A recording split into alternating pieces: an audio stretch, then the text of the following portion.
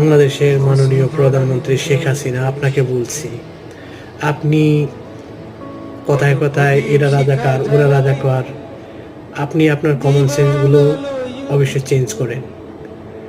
যারা আপনার পক্ষে কথা বলবে তারাই দেশপ্রেমিক, আর যারা আপনার বিপক্ষে কথা বলবে তারাই রাজাকার। হয়তো যাদের কথাগুলো আপনার ভালো লাগবে না তারা সবাই রাজাকার।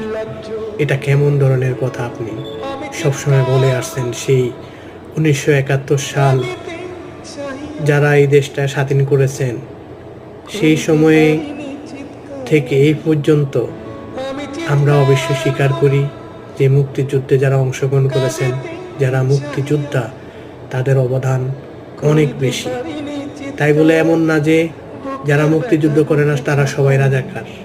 আপনি এই ভুল ভ্রান্ত থেকে বেরিয়ে আসুন।